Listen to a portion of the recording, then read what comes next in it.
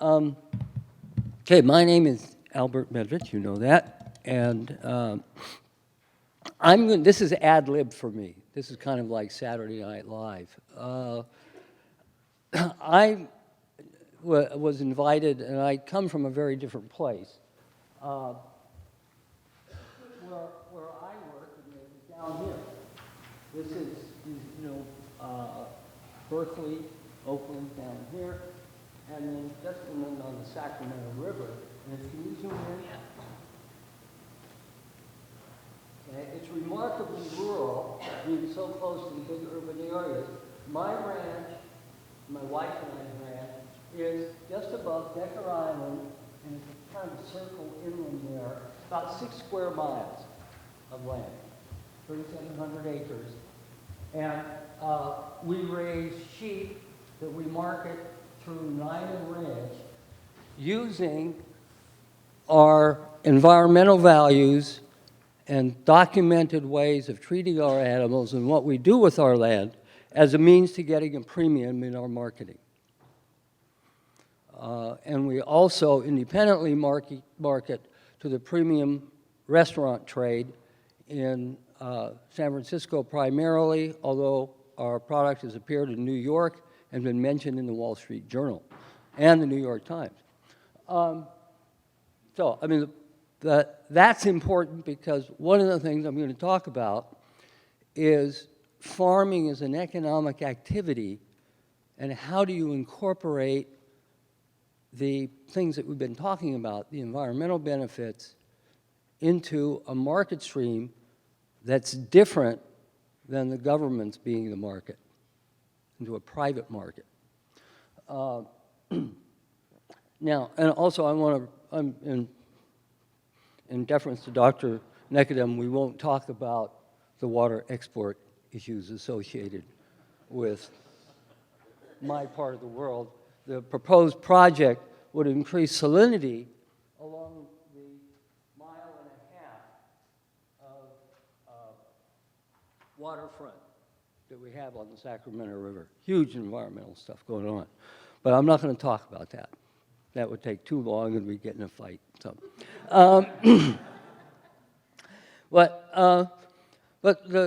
when I was first asked to do this, my first thought was to talk about farming, reframing farming from the Baconian notion of an industrial activity in which you produce things and then sell them on the market, to environmental management, where the farmer is given custody of the land with the social contract that you sell it in the open market, you sell the product in the open market, and then the open market makes the land self-sustaining. It pays for it. And as time has gone on, we're adding value to those products, at least we are on our ranch, not just the meat, the wool, the wheat and grain, and now some grapes or alfalfa and alfalfa. We're not just selling those as products. We're adding to them the value of where they come from, how they're produced, and what the benefits are to society. And so we are working with others in kind of an informal way to make clear why our product is more valuable. Now, as part of this project, I don't have a lot of time, so I'm going to cut to the chase here.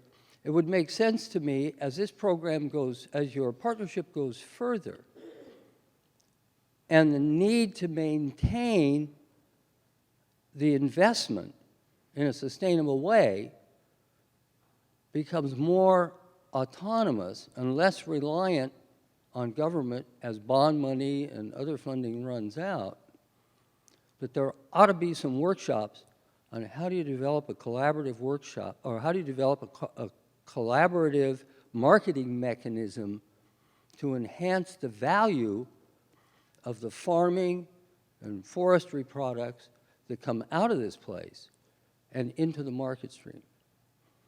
A separate, maybe a conference like this, that would focus on. It could also then very much incorporate the special place of the First Peoples in our culture.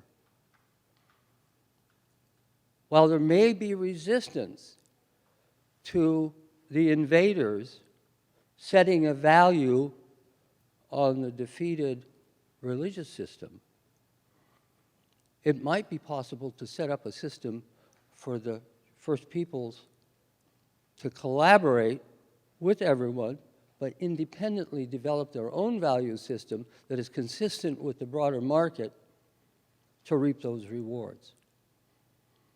That resistance is based in a very difficult history. We have to recognize that, and then recognize the autonomy, the special autonomy, and the independence of these other peoples, and how we're going to work together in that way, deeply embedded in that cultural history. So that's one point. Second point is that, as any farmer knows, when you're in the market system like that, and your production system is not producing widgets daily, but dependent on weather, climate, and on variations, the most important institution in the neighborhood is your local bank. We finance our environmental activities, our environmental management, by getting loans from banks. So, and it's possible, especially with now, I heard some commentary here, and I'll make some comments on that about how that might work. I'm also the director of a local bank, so I can speak with some authority on this, although I can't speak for the bank, only the CEO can do that.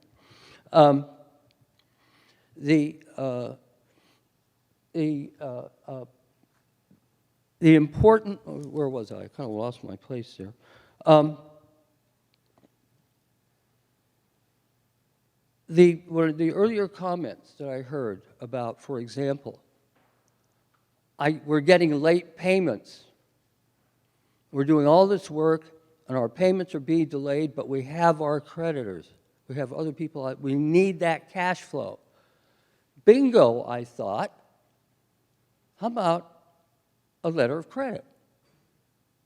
How about some, a floating line of credit tied to the project, where if there were a delay, there were the guarantee from the government or from the agency making the payment that if there were a delay, the bank could provide the cash flow at the same time as ensuring that it was going to get the money from the agency.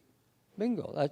Banking is about time and money. I mean, and you pay for it with interest. You'd have to write that in the project proposal. But you wouldn't need to take out the money unless there were a delay. So, if there are no delays, you have your cash flow, there's no interest. And that puts the pressure on the agency to make sure it's not going to be covering interest payments because of its inefficiencies. That would also play out even more on the issue of the delays in assessing the value of newly defined benefits or difficult to define benefits. A letter of credit might not work for that, but a surety bond might, a performance bond, which are routine.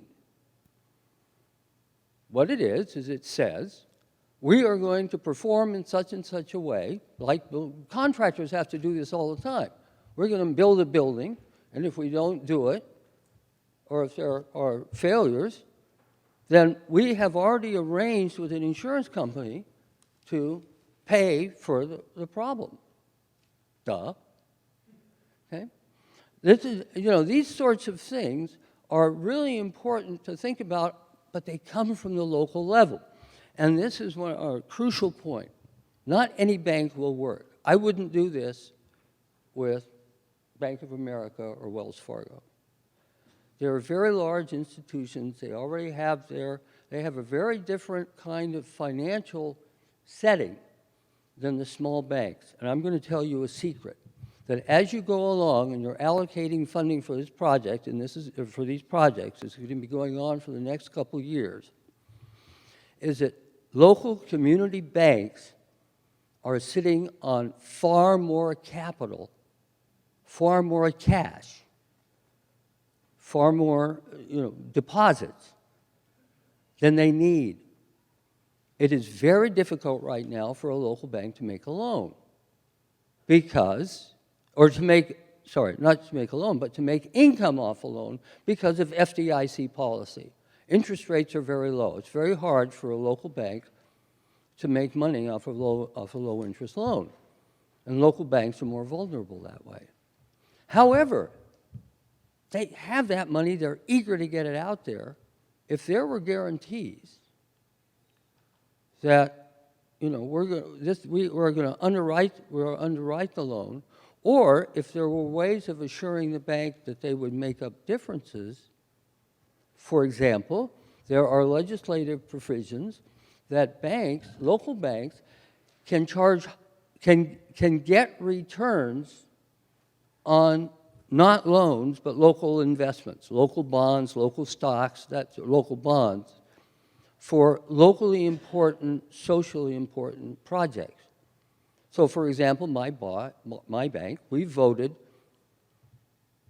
to be able to invest in bonds that were local and based on community development in the Central Valley that paid a higher interest rate than the mortgage-backed securities that FDIC mandates we invest in with any excess capital.